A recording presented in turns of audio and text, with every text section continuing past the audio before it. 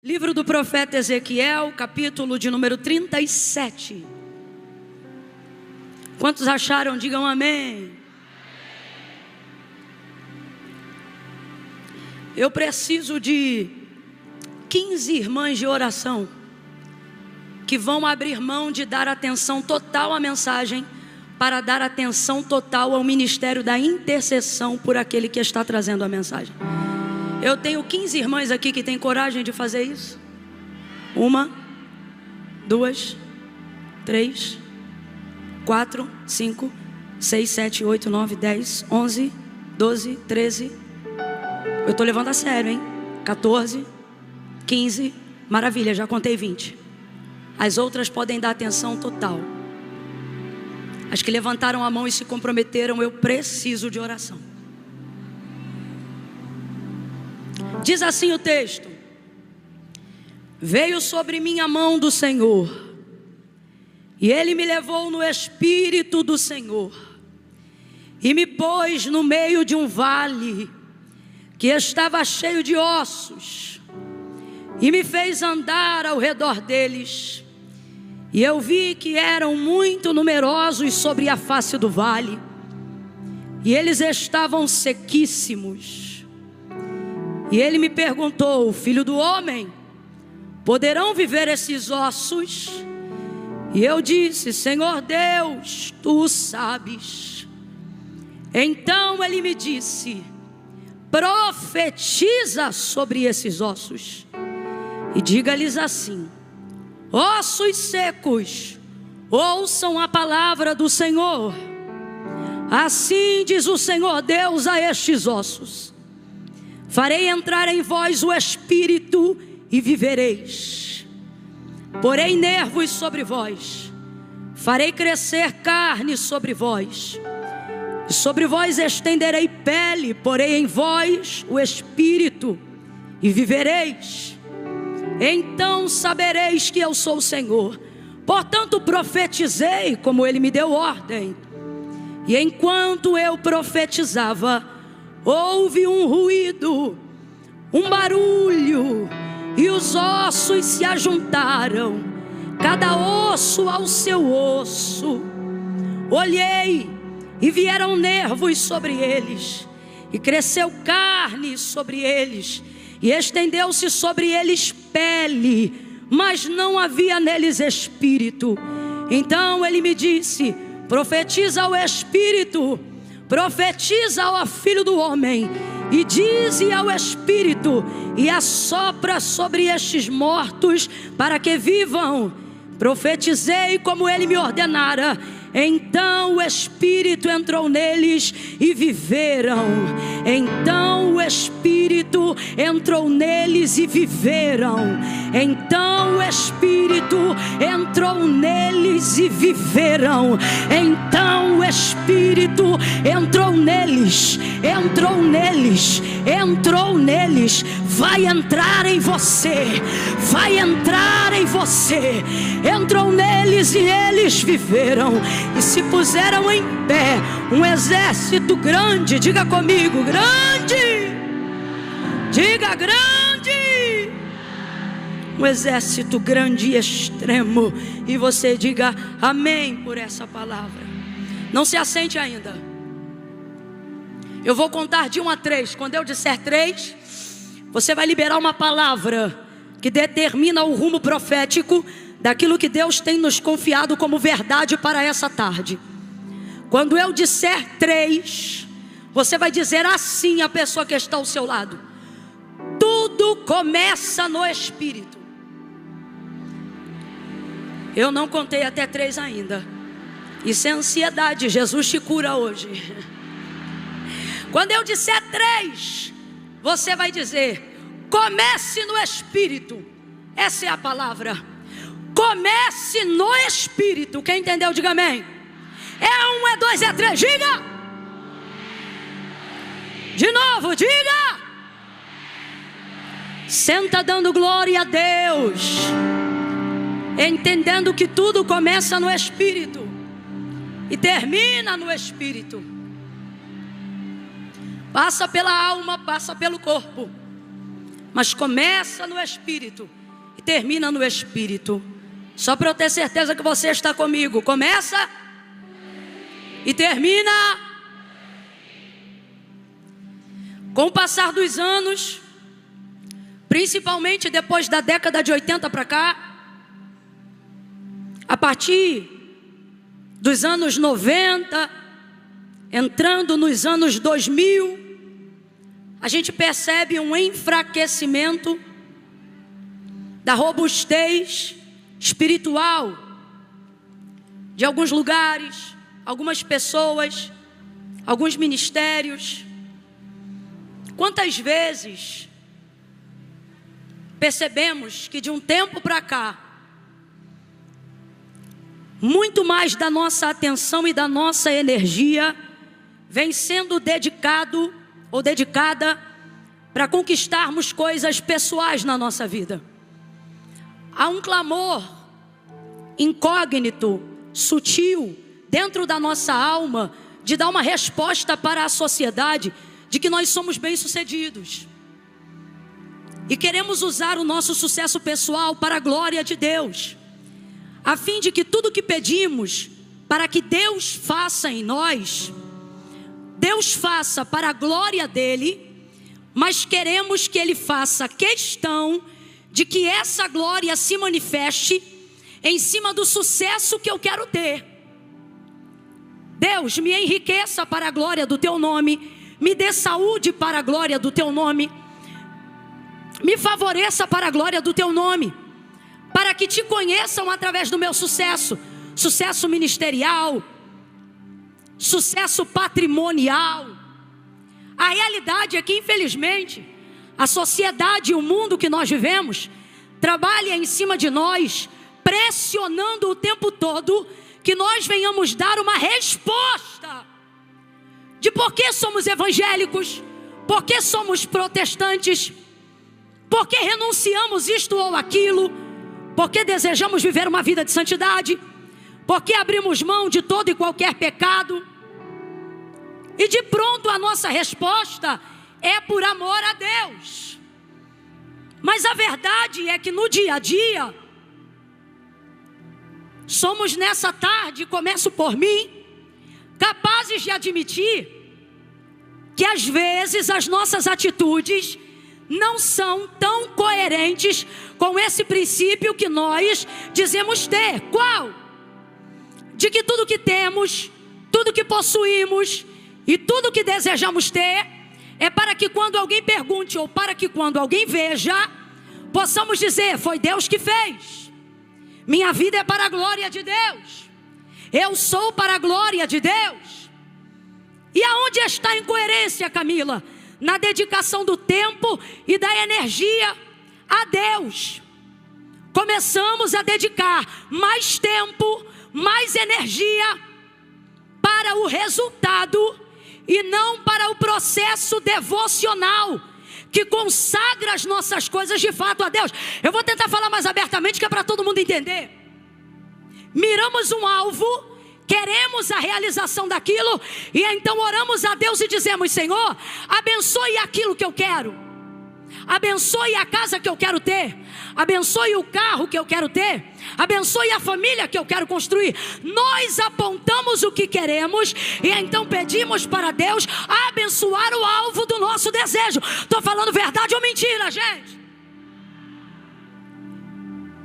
E a verdade é que sabemos que o correto é que as coisas não girem em torno de mim, mas elas girem em torno da vontade de Deus.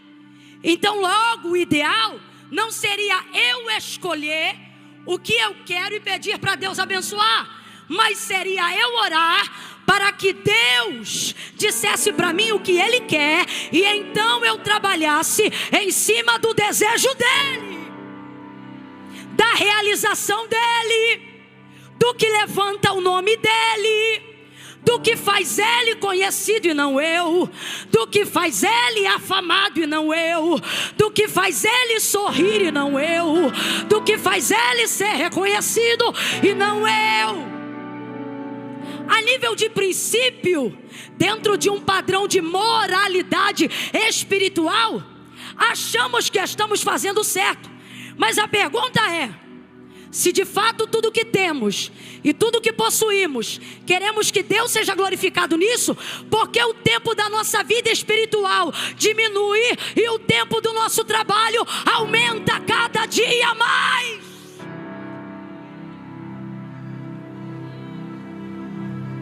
Porque a devocional é de 15 minutos e o home office é de 15 horas. Se isto é verdade, porque quando Deus não faz o que eu quero, eu sinto que a minha vergonha envergonha Ele, quando na verdade nada pode abalá-lo. Se isso é verdade, porque minhas maiores motivações para buscar a Deus tem sido aquilo que eu quero que Ele faça e não aquilo que Ele quer que eu faça. Se isso é verdade, por que jejuar tem sido tão difícil? Se isso é verdade, por que a gente só funciona com campanha em época que a coisa fica apertada e difícil?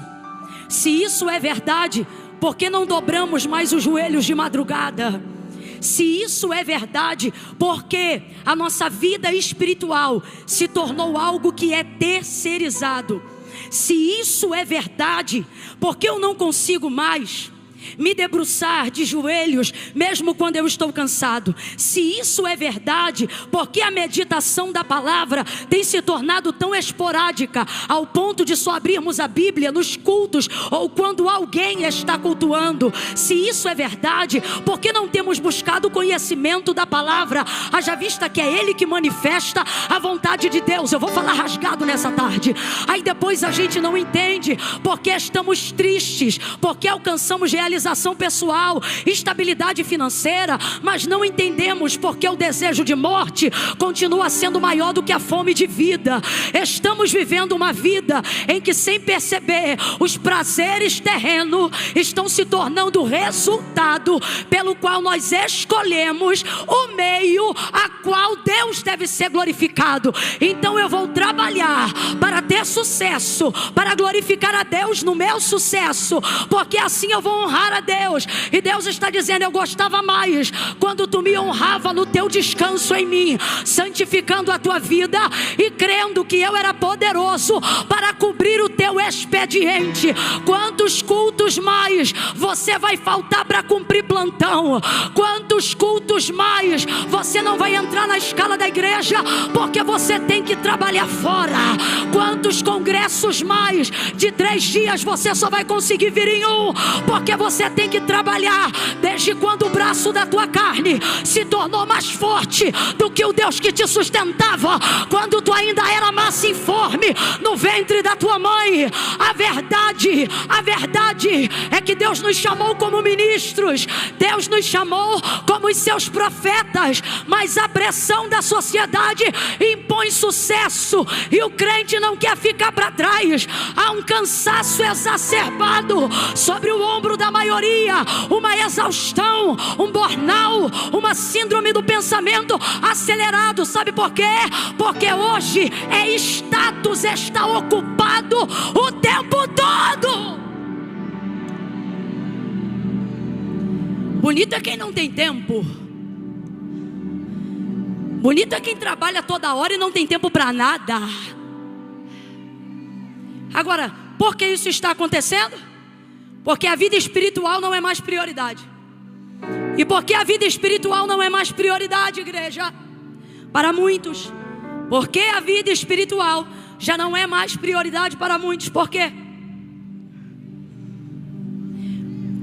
Porque desenvolve-se com essa conduta frenética, exacerbada, na busca pelo sucesso, reconhecimento social. Desenvolve-se a ideia que o que é espiritual não deva ser priorizado. É chamado nos últimos dias de cultura pop. Qual é o nome que eu falei?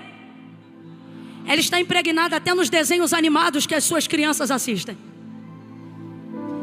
E ela trabalha incutindo na mentalidade algo que ela coloca na tua mente sem você perceber que ela colocou. E o que ela coloca na tua mente? a ideia egocentrista de que é você que pode tudo, de que é você que faz tudo. Por isso você não deixa mais Deus atuar no seu expediente. Você só deixa Deus atuar no seu expediente quando você entra em áreas impossíveis de resolver. Mas quem disse que o nosso relacionamento com Deus deve ser desenvolvido somente quando questões impossíveis se apresentam? Olha para mim, isso está nos distanciando de Deus. Um Deus que você só busca quando precisa de socorro. Um Deus que você só se relaciona quando precisa de escape. Um Deus que você só conhece no momento das causas urgentes. E porque a gente já não se relaciona ou não está se relacionando no nível de intimidade que deveríamos estar nos relacionando com esse Deus. Ora, é porque agora eu cubro o meu expediente. Eu faço com o braço da minha carne. Eu vou, eu conquisto, eu chego, eu acho. Então só quando você de fato não pode, aí você diz: Senhor, meu Deus e meu Pai, eu estou aqui na tua presença. Porque sentir Deus tem se tornado obrigação de que o outro faça você sentir. Porque há uma escassez em nós de motivação própria para buscar a Deus. Então é o pregador que tem que ter muita unção. É o cantor que tem que dormir no azeite. É o pastor que tem que ter autoridade para fazer você sentir, para fazer você glorificar. Porque se alguém de fora não te der motivos, você não sabe quais são os próprios. Terceirização da vida espiritual. Quem está me ouvindo, diga amém. Eu já vou entrar no texto, irmãos. Tem dias que Deus me envia como pregadora, mas tem dias que Ele me traz como profeta. E essa tarde é tarde de concerto, e glória a Deus por isso. Porque o Senhor só faz isso com aqueles a quem Ele ama. Glória a Deus. Se você se sente privilegiado de estar nesse hall, levante a sua mão e diga assim: ainda bem que eu vim. Foi o Senhor que te trouxe. E essa cultura mundana incute na nossa mente que aquilo que é espiritual é fraco. Por isso nós só oramos quando temos tempo. Só vamos para o monte se tiver tempo ou se tivermos uma emergência. Só vamos para o culto se estivermos na escala. E por que nós estamos agindo dessa maneira? Porque com o passar dos anos foi se incutindo na nossa mentalidade que aquilo que é espiritual é fraco. Para eu ter certeza que você está me ouvindo, complete por favor. Aquilo que é espiritual isso foi incutido na nossa mentalidade desde os desenhos, desde os filmes que mostravam um mundo espiritual com fantasmas que não conseguiam segurar nada, porque eles eram espírito. Lembra? Eles não têm autoridade sólida e atravessavam paredes. E isso era colocado na minha mente e na sua. Isso é um exemplo pífio que eu estou dando, mas só para você entender. Foi colocando-se na nossa mentalidade a ideia de que a carne vem primeiro, que o corpo vem primeiro, que o que é visto tem mais importância, que aquilo que eu posso tocar, aquilo que eu posso segurar é mais forte, é mais sólido. Mas essa não é a verdade. Talvez eu esteja lhe dizendo algo que você pense: ah, Camila, eu sei disso, mas será que sabe mesmo? Porque se você tivesse uma noção real do que é o mundo espiritual, eu duvido muito, irmãos, que nós estaríamos dedicando, aqueles que mais dedicam, estão dedicando 20% de tempo para a sua vida espiritual. E os outros não dedicam nada, navegam na onda de quem tem dedicado alguma coisa. Todo o outro restante vai para a família, vai para o trabalho, vai para a obra, até para a obra da igreja. Queremos espiritualizar até deixamos de espiritualizar até o serviço eclesiástico. Se tornou uma norma administrativa. Eu vou porque meu nome está na escala, mas já não faço mais aquilo com quê? De adoração, com motivação de entrega. Reclamo da farinha de trigo que me pediu na cantina.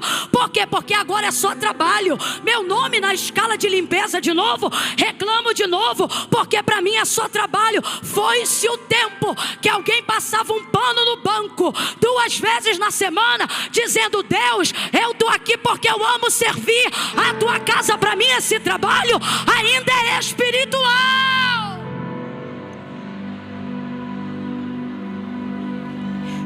E por que temos diminuído o poder espiritual? Porque ele não ocupa mais o lugar de relevância que sempre ocupou na nossa vida. E porque ele não tem ocupado mais? Porque a maioria de nós aqui alcançou o sucesso. Você não precisa mais orar para a comida chegar. Agora você tem uma vida estável, que você tem dinheiro para pagar a conta do mês. Mas quando você não tinha, orar pelo mês era prioridade. Você fazia até campanha de primícias.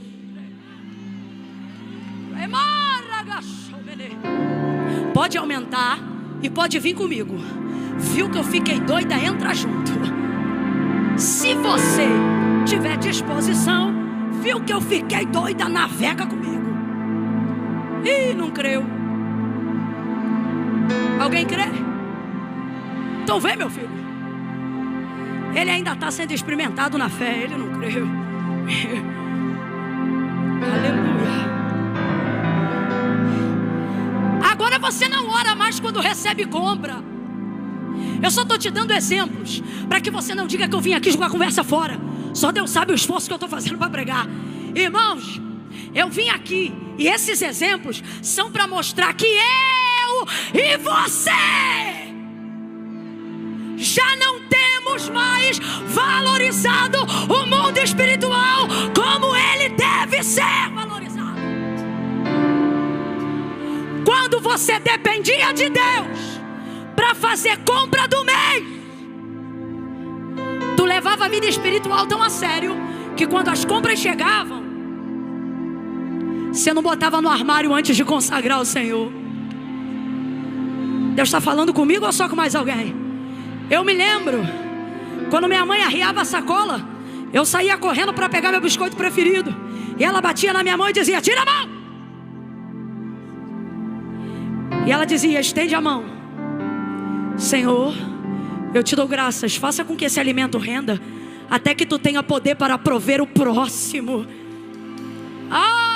Eu estou sentindo um resgate do Espírito Santo nesses 56 anos tão grande, tão grande, tão grande, que daqui para o ano que vem, em São Paulo, vai ter gente que vai de avião, vai ter gente que vai de carro, mas eu não vou duvidar se alguém for transladado, porque o Espírito Santo vai entrar em você de novo e vai te fazer entender que o mundo espiritual é mais real do que a cadeira que você está sentada, é mais real do que o chão que você pisa.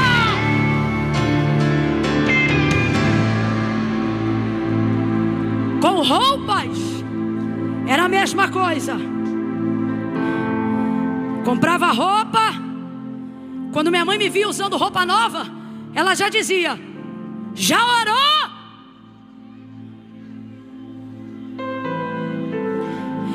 Eu cultivo um bom hábito até hoje, mas percebo gente que perdeu hábitos que a gente pensou que jamais se perderiam em nosso meio. Sabe do que eu me lembro? Não se tinha coragem de ingerir uma refeição sem fazer uma oração. Você orou hoje antes do almoço? Irmãos, não se saía de casa sem fazer a devocional. Não, depois eu oro. Deus está vendo que não dá tempo. Deus está vendo que não é mais prioridade. Agora eu tenho que falar rasgado, que é para todo mundo entender. Eu não vim aqui questionar o nosso cristianismo. Eu vim refletir pela maneira como nós estamos exercendo. Presta atenção. Deus não tem dúvida que na nossa vida Ele é o único. Quem está me ouvindo aí, diga amém. Redobre a atenção. Deus não tem dúvida, porque nós não temos dúvida de que na nossa vida Ele é o único. Se hoje uma espada viesse à tua garganta, irmãos, eu falo isso debaixo de autoridade, e alguém dissesse: nega Jesus e você vive, eu tenho aqui mais de 80%, eu creio pela fé, que diriam: pode cortar. Porque negar não nega, trair não trai, rejeitar não rejeita. Pode ter vacilado, pode ter errado, a gente reconhece as nossas falhas, mas a gente sabe, Ele é o amor da nossa alma, Ele arrebata a nossa vida. Ninguém é pra gente o que Ele é pra gente. É Ele que levanta o nosso corpo da cama, é Ele que nos dá graça quando a gente diz que não aguenta mais, é Ele que diz suporta mais um pouco. É Ele, é Ele, é Ele. Então Ele sabe que Ele é o único. Os outros têm mãos, mas não carregam, têm pés, mas não caminham, têm olhos, mas não veem.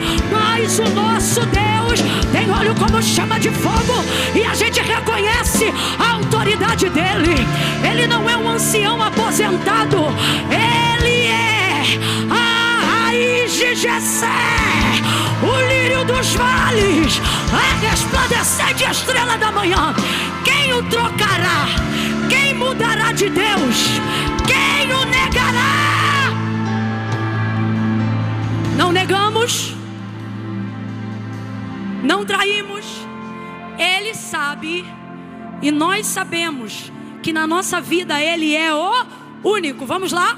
Ele sabe e nós sabemos que na nossa vida Ele é o...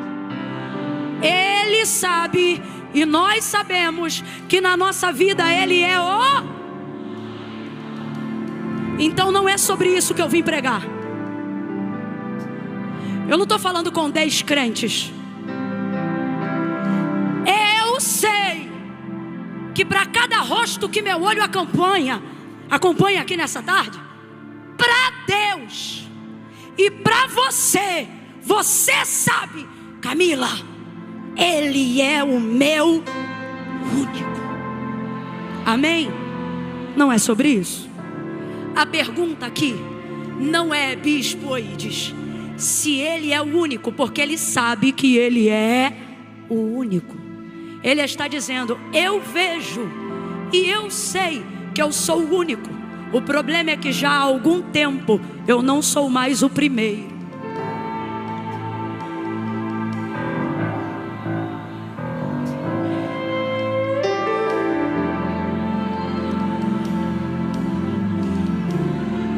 Eu glorifico a Deus pelo seu comportamento. Pouquíssimo glória a Deus. Por quê? Porque é sinal que você está compreendendo. Não é hora de dizer glória, é hora de dizer misericórdia, Jesus. Me perdoa, Senhor. Verdadeiramente Tu és o único. Eu reconheço que eu não posso nada sem Ti. Mas é que quando eu levanto, a notificação do WhatsApp já subiu e eu tenho que responder. Eu sei, Senhor, Tu és o único. O problema é que eu já levanto com meus filhos gritando. E aí o Senhor sabe, eu tenho que botar comida no fogo, porque senão atrasa o dia inteiro. E o Senhor está dizendo, pois bem, eu sei que eu sou o único, mas nessa noite eu vim aqui te dizer, volta a me colocar também no lugar de primeiro, porque só ser o único não será suficiente. Você precisa entender que se o primeiro lugar não for meu, eu não ocuparei nenhum outro, mesmo que ele seja único, porque para mim não tem segundo lugar, para mim não tem terceiro lugar.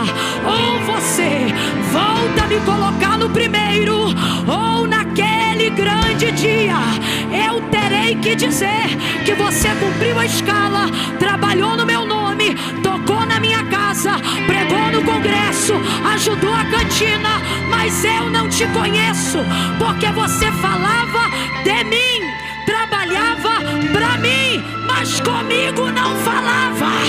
E falar de mim é uma coisa, falar comigo é outra.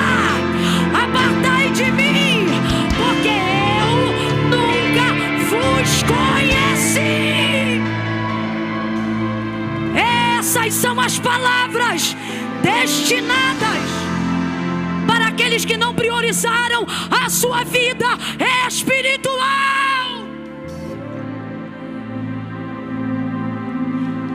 Naquele dia chegarão a Ele e dirão assim, olha, eu expulsei demônios em Teu nome. Tinha autoridade, tinha ou não tinha?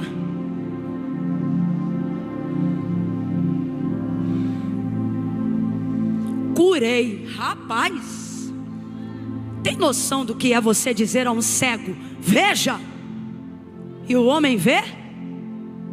em teu nome eu curei. Então tem autoridade, tem ou não tem? Tem dom, tem ou não tem?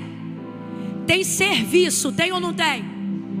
Ou você acha que é ímpio, que vai chegar no tribunal e vai dizer, falei no teu nome. Rapaz, o desviado está pregando? O ímpio que está no caminho da iniquidade tem prazer em mencionar Deus? Claro que não. Então quem é que está falando? Crente. Quem é que está falando? Ministro. Quem é que está falando? Pregador. Quem é que está falando? Pastor. Cantor. Quem é que está falando? Profeta. Gente que tem dom, gente que tem serviço, gente que usufruiu e exerceu do dom.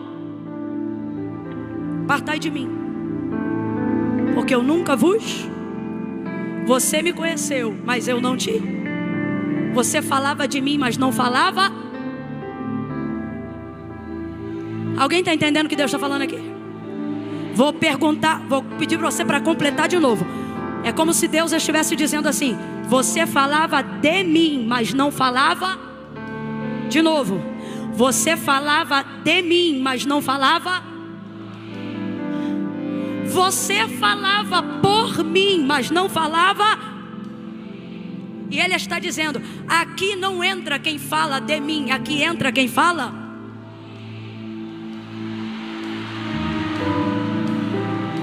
Consegue entender a diferença? Camila, quando foi que esse declínio começou a acontecer? Quando você parou de entender que Deus é Espírito e começou a pessoalizar a imagem de Deus, e começou a usar expressões do tipo: Deus me entende, Deus sabe, e começou a servir a Deus para conhecê-lo e não para servi-lo.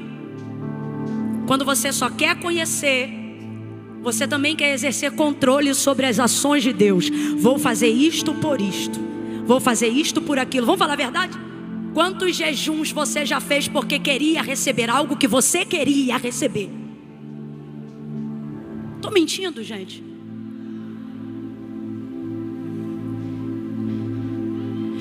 João é categórico e ele diz: Deus é Espírito. Jesus é categórico e ele diz: Deus é Espírito. E convém que os que o adorem em e em.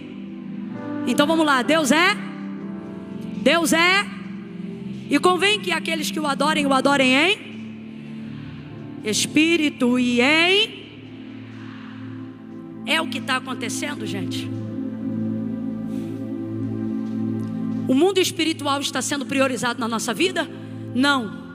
Porque queremos que a glória de Deus se manifeste na busca do nosso sucesso.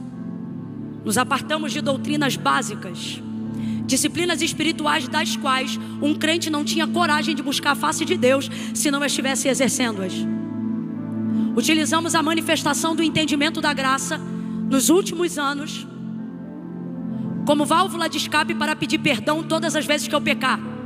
Só que graça não é válvula de escape para eu ser perdoada quando pecar. Graça é empoderamento para que eu não peque mais. Eu vou falar como Deus está mandando. Tem coisa na tua vida, você que está me ouvindo aqui, que é depressão, sim.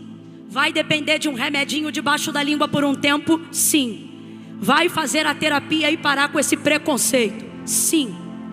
Vai necessitar de alguma recomposição hormonal, vai precisar de substância neural para colocar no lugar a perda de alguma coisa que você está tendo, sim. Agora existem pessoas que estão tratando como depressão apenas o vazio do declínio de uma vida espiritual. E é por isso que você toma remédio e não funciona, faz a terapia e não funciona, porque você está querendo resolver com ciência algo que na verdade é um rombo do tamanho do abandono da vida devocional que você deixou para trás. Ele vai de canto reborgianai da lamante rebada que tem unção aqui, hein? Tem unção aqui para despedaçar jugo.